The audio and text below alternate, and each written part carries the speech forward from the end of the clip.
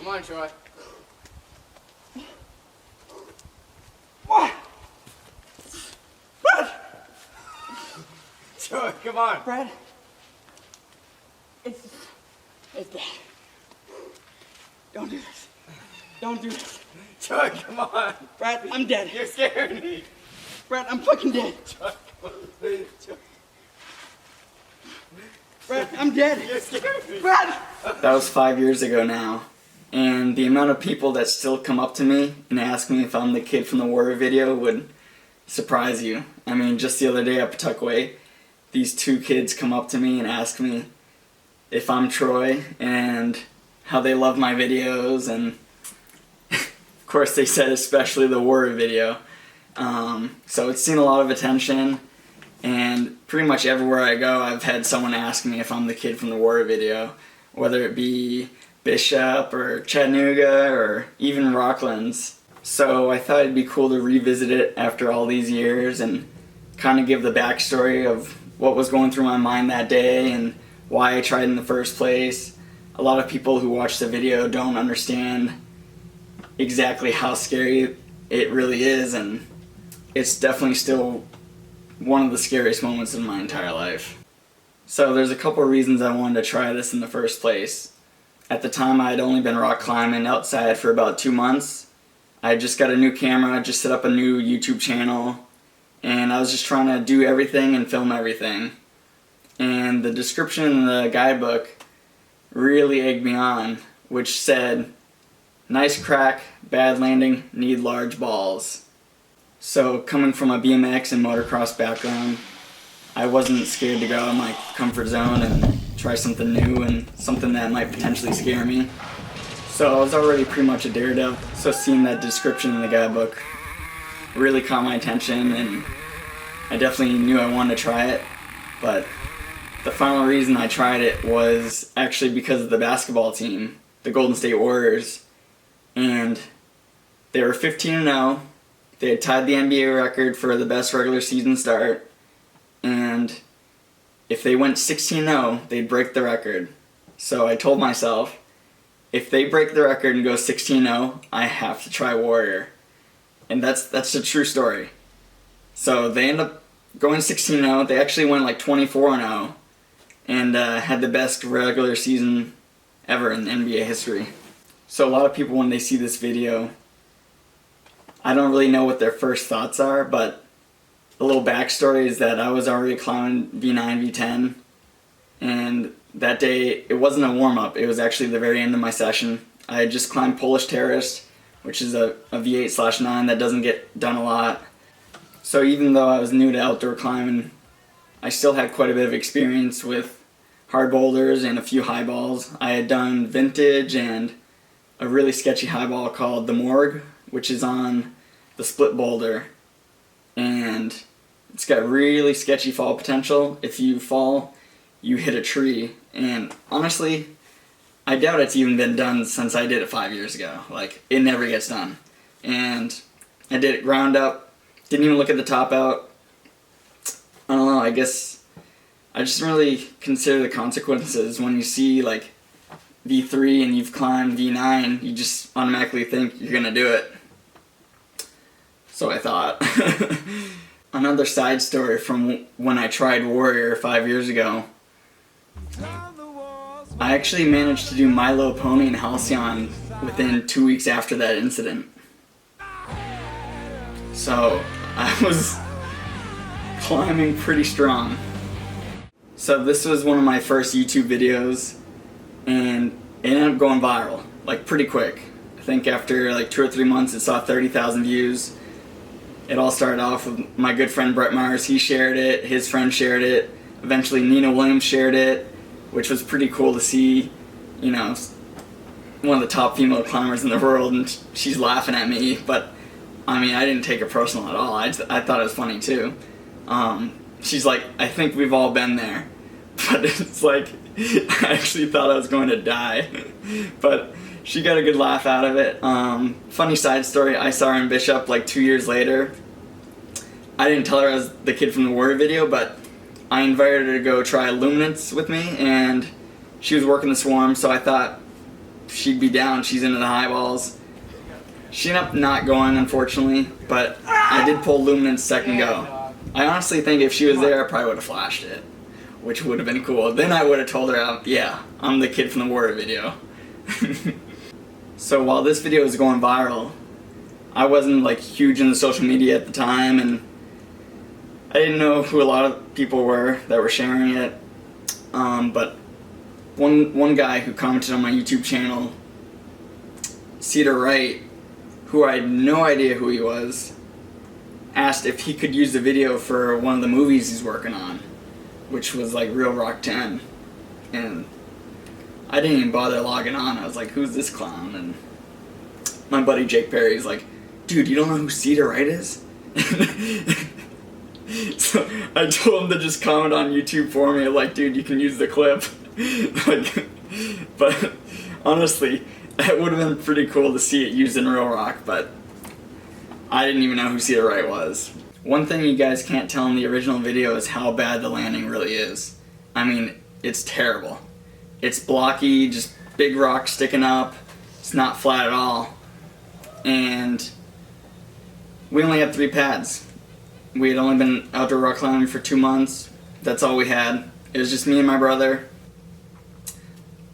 But I was already dead set on doing it that day. I'd read a few comments on Mountain Project about how scary it was and how dirty the crack was. So I went up top just with a little snow brush from my car, and I'm like hanging by the tree and like poking pine needles out of the crack. And I mean, it's just full of pine needles. It's got some dirt in it. I honestly don't know what I was thinking, but it was absolutely covered in dirt and pine needles. Like, clearly hadn't seen any attention in a long time. But I was just dead set on doing it that day. So I went back recently, decided I'm gonna rope up, clean the crack really well. I was eyeing out a line called Tessa, which you start from Mr. Natural and you do some hard shoulder moves out left into the top of Warrior. So, having not been on Warrior in 5 years, I was like, you know what, I'm just gonna do a really good job cleaning it this time around. So here's the top view of Warrior and what it may have looked like when I tried it 5 years ago.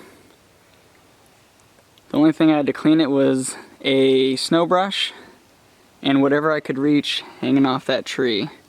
So it was pretty dirty, and I probably made it about 4 feet from the top. And you have this bulge under you. And I couldn't even see my landing or the pads. But luckily today we have a rope and a leaf blower. So we're gonna clean it up good today. So while I'm up there on rope, cleaning up the crack, this tree's just got roots sticking all the way down, and it's just dirty, just covered. And I'm just in my approach shoes, and after I cleaned it out really well, I'm like feeling out the moves, and I gotta say, I'm super impressed with how far I got 5 years ago in the state that it was in. There's this one pretty committing finger lock above the bulge, and even after I cleaned it, it felt like dirty and slippery. And from there, you just like campus your feet up above the bulge, and it's all just smears. And that's the best part of the video, is watching me try and like put my foot in the crack and watching my foot pop over and over again. Come on. And I was past the crux. Like, once you get your feet above the bulge, you're done. You just got a couple smears. And yeah, I was like 4 feet from the tree. And all I wanted to do was grab that tree. But it was just too dirty. I couldn't move on. The feet were just covered in moss. And I really didn't want to bail. Because I'm looking down, I can't even see the landing. At all. Like, just this really blocky landing.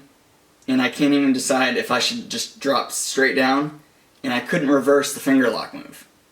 It's not like I was just going to down climb the finger lock move. So I was pretty much already screwed. And I wanted to keep pushing, but it was just too dirty. So thankfully Brad was there. And he told me I'm good if I go straight down.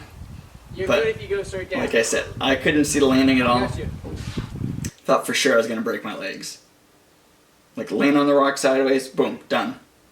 I didn't necessarily think I was going to die, but I thought for sure I was going to break a leg. At first, I thought Troy was kidding when he started screaming he was dead.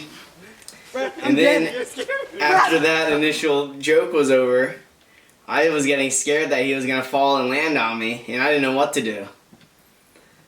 And then I'm like, holy crap, I gotta step up to the plate and make sure this dude doesn't freaking break his neck when he falls. If you watch the video, you can see how I'm like cringing away because I don't know what to do. And then I'm like, alright. I take a deep breath and then I step up to the pads. I'm like, alright, Troy, I got you. Brett, I'm dead. I got you. So a lot of people thought I went the wrong way and that the crack actually went out left. But it's the opposite. Warrior does stay right, and then it's pretty much just an unnamed climb that goes out left. I didn't know it at the time, but that was definitely the easier version, the safer version, the juggier version. And it's not like that was getting done either. That was extremely dirty and still really sketchy. But I did it that way. People think from the song How to Save a Life, she goes left and you stay right, that I just did the climb wrong. But I never did warrior. So I came back 5 years later, roped up, cleaned it out really well. I'm up there in my approach shoes. Kind of just feel up the moves. And finally we had enough pads. We had like 6, 7 pads. Had just done a ride of death. And I wanted to give Tessa some burns from the start. And I asked my buddy Gavin, I was like, should I just run a lap on warrior real quick just to make sure I can do it? And we kind of both just like immediately just said no. I should just do Tessa. So first go from the start.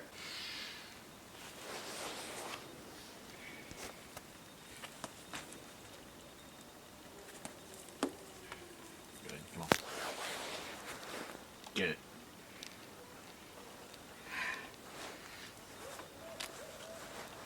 Come on, Troy. Bear down. Come on. You got it. Tight, tight, tight, tight. Come on, dude. Good.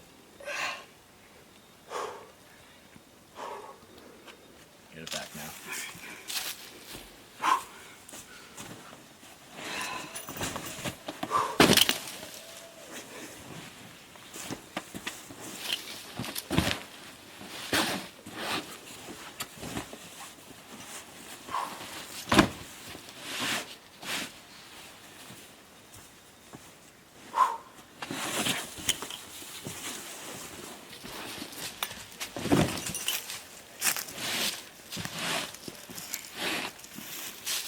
Come on, dude.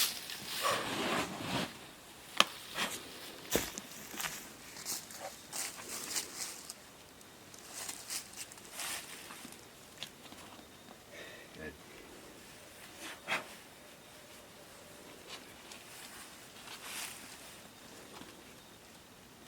Yeah, keep breathing, dude. Come on.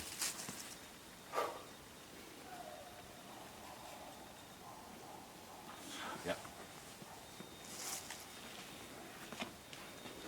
Okay, come on. Well done.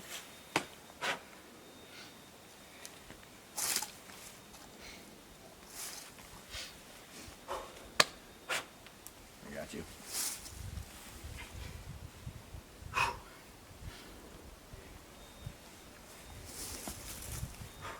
You're good.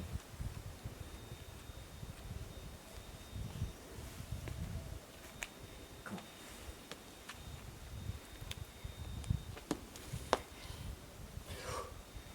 Keep breathing.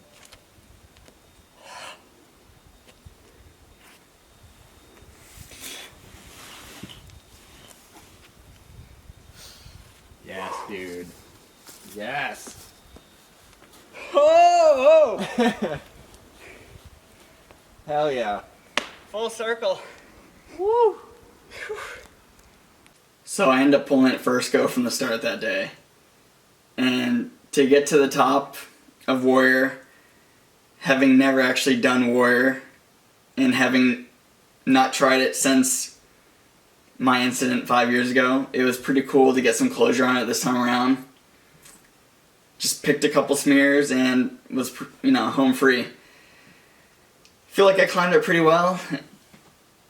I don't know, I still haven't done Warrior, but it was really cool to do the link up on this, V11 highball that pretty much hadn't been done in a decade. So as far as scariest moments in my entire life, I think this moment still takes the cake. But there was 2 other close calls I had. One was in Bishop. I ended up flashing this V8 highball called Magnetic North. And I'd never topped out the Grandma Peabody before. I got up there and I do like one sketchy move on the slab. And immediately I realize that there's no holds. And I'm a good 35 feet up. And I'm just on a smear. I'm on no hands at all. And I realize I can't go back down at this point. And I was just deathly silent. I wasn't screaming for my life. I was just like shaking and trying to focus. And I knew I could not afford to fall. And for that reason, that was one of the scariest moments of my life. And then the other incident was at one of the local crags, like 20 minutes from my house, Clough State Park. We had cleaned up this mega project, steep overhang, one of the worst landings I've ever seen. And we had probably like 12 pads, but I guess we just weren't smart enough to rehearse the stuff on rope. And I got to the mantle in my flash go, and I knew I was going to be committing, and I just went for it. And I just start mantling and pushing, and it's just slopers, slopers, slopers, slopers. And eventually my leg's on top of the boulder, and I'm just stuck. And I couldn't back off because I knew I was probably going to be paralyzed. And I was just deathly silent, just fighting my way up. And I got to the top, and my heart was just racing. Like, I didn't even scream, I was just silent. And those are definitely the top 3 moments. Yes. Come on. Yeah. Yeah. What? Oh my god. Fuck yeah, dude. He's not saying anything. Lower? You okay? Is that across an mantle? Yeah.